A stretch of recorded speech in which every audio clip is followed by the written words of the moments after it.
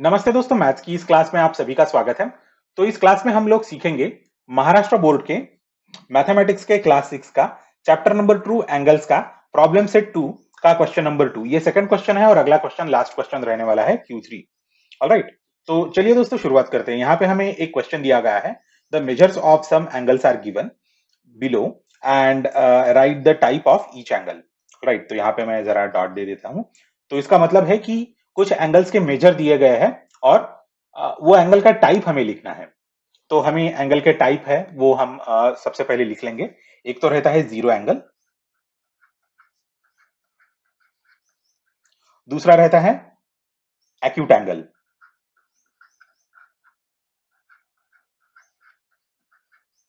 Alright, और उसके बाद रहता है राइट एंगल।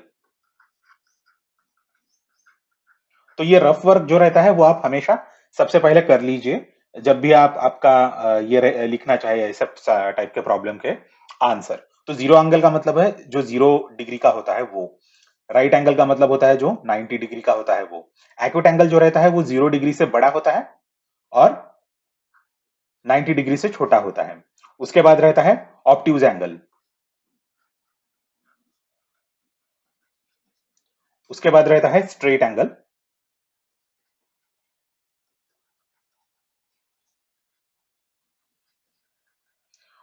उसके बाद रहता है रिफ्लेक्स एंगल, और उसके बाद रहता है फुल एंगल,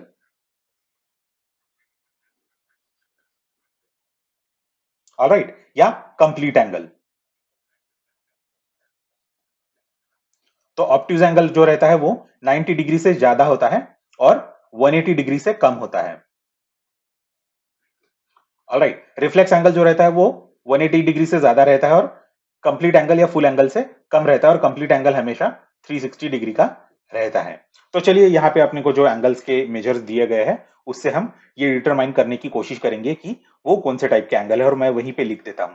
तो 75 डिग्री जो है वो देखिए एक्यूट एंगल, वो तो एक्यूट एंगल है क्योंकि वो राइट एंगल से छोटा है। तो यहाँ पे मैं लिख देता हूँ एक्यूट एंगल, ACUTE। पूरा नहीं लिखता हूँ, जब आप एग्जाम में लिखेंगे तो आप आराम से अच्छी तरह से ड्रॉ कर लीजिए इस तरह से, राइट, 75 डिग्रीज, और इस यहाँ पे लिख दीजिए एक्यूट एंगल, ACUTEANGLE।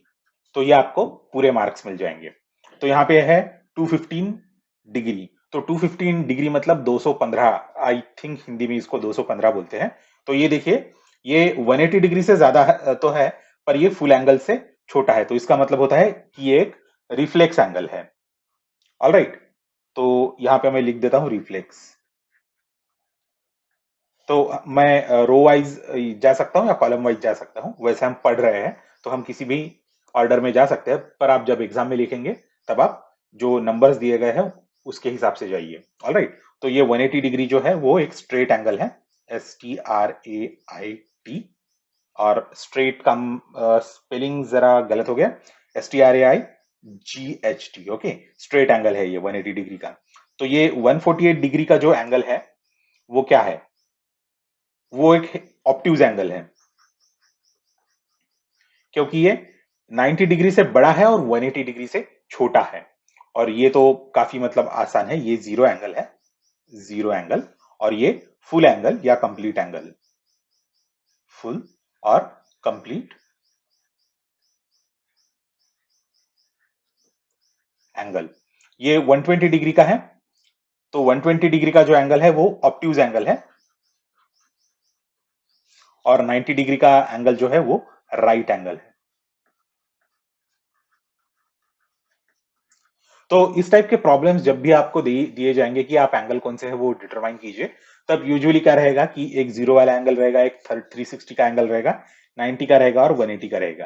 तो ये चारों एंगल्स का तो काफी स्ट्रेट है, क्योंकि जीरो वाला 0 डिग्री, 360 वाला फुल या कंप्लीट एंगल, ये है राइट एंगल, और ये स्ट्रेट एंगल या स्ट्रेट लाइन, ऑलराइट। तो इस तरह से हम लोग एंगल्स का मेजर जान के वो कौन से टाइप का एंगल है वो डिटरमाइन कर सकते हैं। तो आपको दिमाग कौन से इसमें लगाना है, आपको दिमाग लगाना है सिर्फ ये जो चार स्टैंडर्ड टाइप के एंगल नहीं है, उस टाइप के एंगल्स के मेजर में आपको आपका दिमाग लगाना है, और आपको याद रखना है कि एक्यूट एंगल क्या है, ऑब्ट्यूज एंगल क्या है और रिफ्लेक्स एंगल क्या है, ऑलराइट।